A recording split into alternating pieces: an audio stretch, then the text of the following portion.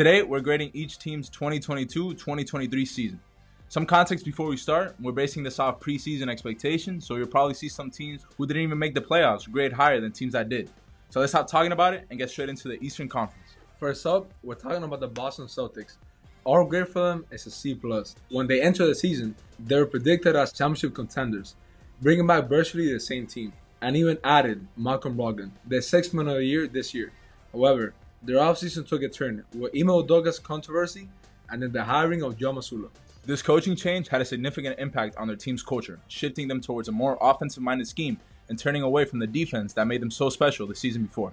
They started off great, but cracks began to show during the regular season. Come playoff time, they struggled against the Hawks, Sixers, and Heat, even though they were the heavy favorites.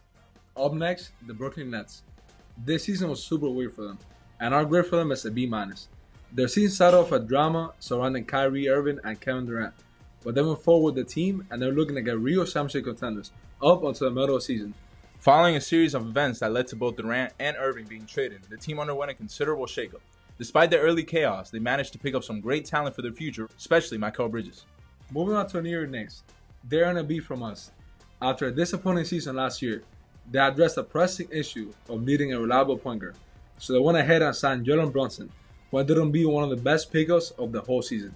Julius Randle had a strong comeback season, being an All-Star and All-NBA player. Though they had a great first round, they left much to be desired versus the Heat. Now, the Philadelphia 76ers. All good for them is a B-. Thanks to Joel Embiid's MVP season, they had a very strong regular season run and looked like a real contender. Despite all this, they're still yet to make it out of the second round. They put up a commemorable fight against the Celtics, pushing them to a Game 7. Considering our expectations about Harden and Embiid as playoff players, we like what the 76ers were able to do this season. Last in the Atlantic Division, we have the Toronto Raptors. This might be a bit of a stretch, but they get a straight up F from us. This grade comes after an impressive rookie season for Scottie Barnes and Pascal Siakam making an All-NBA team. The decline in performance this season was unexpected, with Barnes and Fred VanVleet in particular taking a significant hit. The team's performance overall raised questions about how such a talent-rich roster could underperform, providing a terrible end to their season and failed to even make the playoffs. Kicking off the Central Division, we have the Cleveland Cavaliers. We're giving them a C. Donovan Mitchell's acquisition was a great move, and they showed their willingness to compete right now. Mitchell performed very well in the playoffs, but a team like depth, a fact which became glaringly obvious against the Knicks.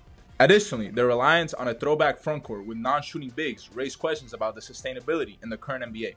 Their underwhelming playoff performance didn't help their case either. Up next, the Chicago Bulls. We're getting a D from us. After a solid season last year, this one proved to be a letdown. Lonzo's injury was a significant blow to a team, and for both of us who are big Lonzo fans, it hurts a lot. Their overall performance this season was simply disappointing.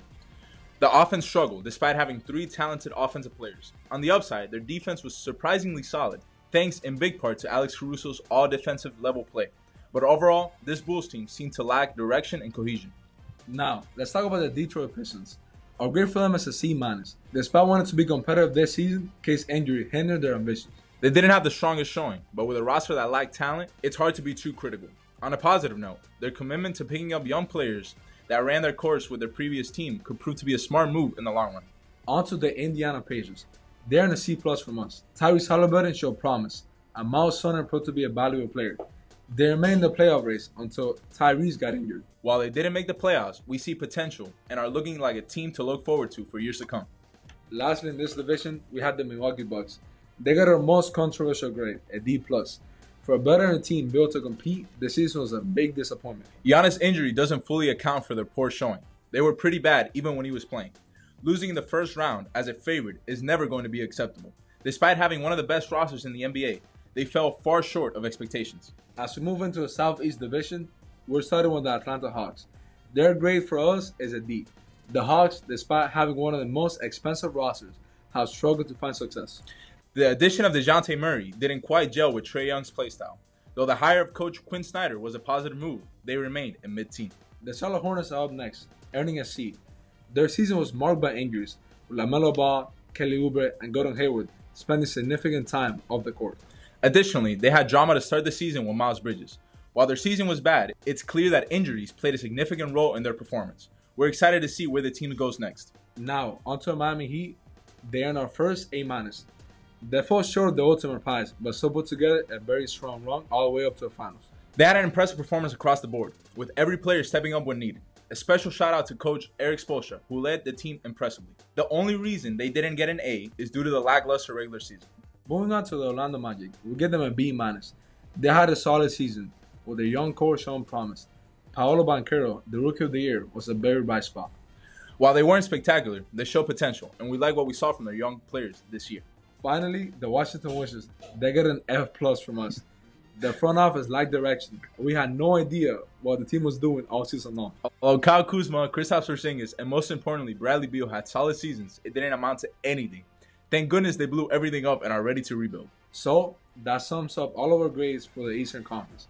Remember, these grades are based on what people thought they were going to do entering the season. So don't get too upset with the grades. Thank you guys so much for watching. We'll be back soon with our grades for the Western Conference teams. Thank you guys so much for watching. Please like, subscribe, and peace out. Peace out.